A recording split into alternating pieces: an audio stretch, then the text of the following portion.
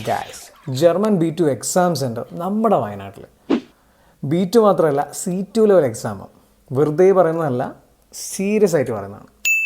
ഞാൻ നോക്കുമ്പോൾ B2 level exam എഴുതാൻ വേണ്ടിയിട്ട് ഡേറ്റ് കിട്ടാതെ എല്ലാവരും ഓടി നടക്കുന്ന ഈ സമയത്ത് നമ്മുടെ വയനാട്ടിൽ B2 മാത്രമല്ല, അതുക്കും മേലെ C2 ലെവൽ എക്സാം കണ്ടക്ട് ചെയ്യുന്ന ഒരു അക്കാദമി. അപ്പോൾ ഇതിനെപ്പറ്റി അറിഞ്ഞപ്പോൾ എന്താണ്, എങ്ങനെയാണ് ഇതിൻ്റെ കൂടുതൽ വിവരങ്ങൾ എന്നറിയാൻ വേണ്ടിയിട്ട് ഞാൻ ഓടിച്ചാടി ഇറങ്ങി. കാരണം നമ്മുടെ നാട്ടിൽ ഇങ്ങനൊരു സംഭവം വന്നാൽ എന്തായാലും അറിയണമല്ലോ. ഞാൻ ഇത്രയും ഉഷാറായിട്ട് ഇതിനെപ്പറ്റി തപ്പാൻ ഇറങ്ങിയ മെയിൻ കാരണം എന്താ വെച്ചാൽ, 27 വയസ്സിന് ശേഷം ജർമ്മനിയിലെ പഠന ജോലി സാധ്യതകളെപ്പറ്റി അവരോടൊന്ന് അന്വേഷിക്കാൻ വേണ്ടിയിട്ടാണ്. എൻ്റെ മെയിൻ ഉദ്ദേശം അതായിരുന്നു. അങ്ങനെ ഞാൻ വണ്ടിയെടുത്തിറങ്ങി. നമ്മുടെ ദ്വാരക ടൗണിൽ ഹൈസ്കൂൾ റോഡില്ലേ, ആ വഴിയാണ് നമ്മുടെ അക്കാദമിയിലേക്കുള്ള റൂട്ട്. ഇതാണ് നോബേർട്സ് അക്കാദമി ദ്വാരക. നമ്മുടെ തൊട്ടടുത്ത് നിൽക്കുന്നത് ഹൈസ്കൂളാണ്. ഇവിടെ മെയിനായിട്ട് എൻട്രൻസ് കോച്ചിങ്ങും അതുപോലെ ജർമ്മൻ കോച്ചിങ്ങുമാണ് പ്രൊവൈഡ് ചെയ്യുന്നത്. ഞാൻ പോയി അന്വേഷിച്ച ഈ നോബേർട്ട് അക്കാദമിയിൽ മെയിനായിട്ട് കണ്ടക്ട് ചെയ്യുന്നത് ടെസ്റ്റ് ഡാഫ് എക്സാമാണ്. എല്ലാവരും ഗോയിത്ത കേട്ടിട്ടുണ്ടാവും. അതേപോലെ തന്നെ സിമിലർ ആയിട്ടുള്ള ജർമ്മൻ ലാംഗ്വേജ് ടെസ്റ്റ് തന്നെയാണ് ടെസ്റ്റ് ഡാഫും. ഈ ഗോയിത്ത എന്ന് പറയുന്നത് ജനറൽ പർപ്പസിന് വേണ്ടിയിട്ടും ഈ ടെസ്റ്റ് ഡാഫ് എന്ന് പറയുന്നത് we want to study in German university. German യൂണിവേഴ്സിറ്റികളിൽ ഹയർ സ്റ്റഡീസിന് പോകാൻ വേണ്ടിയിട്ടുള്ളൊരു ലാംഗ്വേജ് ക്വാളിഫിക്കേഷൻ ക്രൈറ്റീരിയയാണ് ഈ ടെസ്റ്റ് ഡാഫ്. ഇങ്ങനെയാണ് നമുക്ക് ഗൂഗിളിൽ സെർച്ച് ചെയ്യുമ്പോഴും അതുപോലെ അവരോട് ചോദിച്ചപ്പോഴൊക്കെ അറിയാൻ സാധിച്ചത്. ഈ ഗോയിത്തയും ഈ ടെസ്റ്റ് ഡാഫ് നമ്മൾ വലിയ മാറ്റം എന്താ വെച്ചാൽ ഈ എക്സാം പാറ്റേണിൽ തന്നെയാണ്. ഒരു വലിയ മെച്ചം എന്താ വെച്ചാൽ എക്സാം സെൻറ്റർ നമ്മുടെ വയനാട്ടിൽ തന്നെയുണ്ട്. അതുപോലെ C2 ലെവലിൽ വരെ ഇവർ പഠിപ്പിക്കുന്നുമുണ്ട്. ഞാൻ ഇതിനെപ്പറ്റി അന്വേഷിച്ചപ്പോൾ അവർ പറഞ്ഞത് 8 മന്താണ് ഡ്യൂറേഷൻ. അതിൽ മൺഡേ തൊട്ട് ഫ്രൈഡേ വരെ റെഗുലർ ആയിട്ടുള്ള ക്ലാസ്സുകളുണ്ടാവും, ഓൺലൈൻ ആയിട്ടുണ്ടാവില്ല എന്നാണ് അറിയാൻ സാധിച്ചത്. ഇനിയിപ്പോൾ നിങ്ങൾക്ക് കൂടുതൽ ഡീറ്റെയിൽസ് ഇതിനെപ്പറ്റി അറിയണമെങ്കിൽ നിങ്ങൾ നോബേർട്ട് അക്കാദമി ഗൂഗിൾ സെർച്ച് ചെയ്തിട്ട് അവരുടെ വെബ്സൈറ്റിൽ കയറിയിട്ട് അവരെ കോൺടാക്ട് ചെയ്താൽ മതി.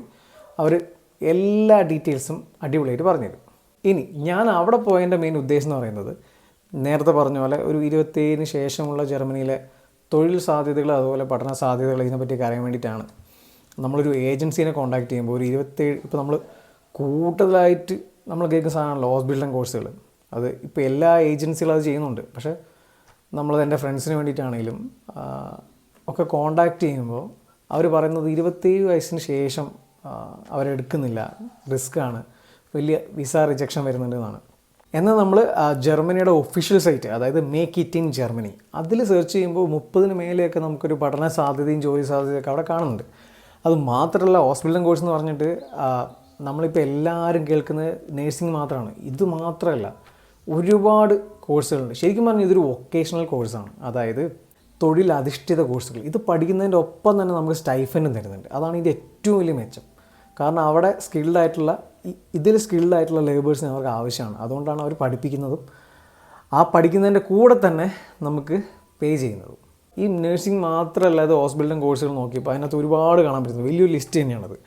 Health and social care, surgical technical assistant, visual marketing, sales manager, event manager, constructor, gardening, foresting, tourism and hospitality, അങ്ങനെ ഒരുപാട് ഹോസ്പിറ്റൽ കോഴ്സുകളുണ്ട്.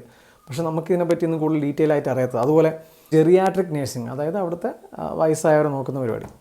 ഇങ്ങനെ കുറേ ചാൻസസ് ജർമ്മനിയിലുണ്ട്. പക്ഷേ നമുക്ക് ആകെ അറിയുന്നത്, ഇവിടെ ഏജൻസികൾ കൂടുതൽ നമുക്ക് പറഞ്ഞു തരുന്നത് ഈ നഴ്സിംഗ് മാത്രമാണ്.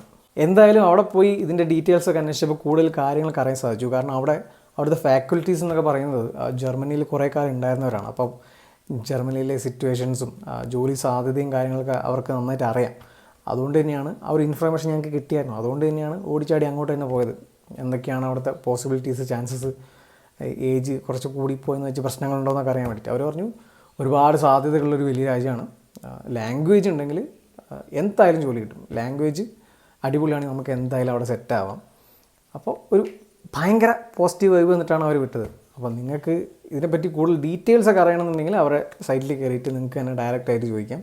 എന്തായാലും ഏജൻസിക്കാർ ഏജ് കൂടുതലാണെന്ന് പറഞ്ഞ് തള്ളിക്കളഞ്ഞിടന്ന് പേടിക്കേണ്ട, ചാൻസസ് ഒക്കെ ഉണ്ട്. നമ്മുടെ സ്വന്തം റിസ്കിൽ തന്നെ അപ്ലൈ ചെയ്യണമെന്നുള്ളൂ. ലാംഗ്വേജ് ഉണ്ടെങ്കിൽ അറിയാൻ സാധിച്ചത് അവിടെ വർക്ക് ചെയ്ത സിസ്റ്റേഴ്സൊക്കെ നമ്മളോട് പറഞ്ഞത്, ലാംഗ്വേജ് ഉണ്ടെങ്കിൽ പേടിക്കാനൊന്നുമില്ല എന്ന് പറഞ്ഞ് അവിടെ നല്ലൊരു ജോലി കിട്ടാൻ പാടൊന്നുമില്ലാത്ത സ്ഥലമാണ്. അപ്പം ഇങ്ങനെയൊക്കെയാണ് കാര്യങ്ങൾ. ഈ കൂടുതൽ ഡീറ്റെയിൽ എന്തെങ്കിലും അറിയണമെങ്കിൽ അവരുടെ സൈറ്റിൽ കയറിയിട്ട് മെയിൽ അയക്കുകയോ കോൺടാക്ട് ചെയ്താൽ എന്താ ചെയ്തോ.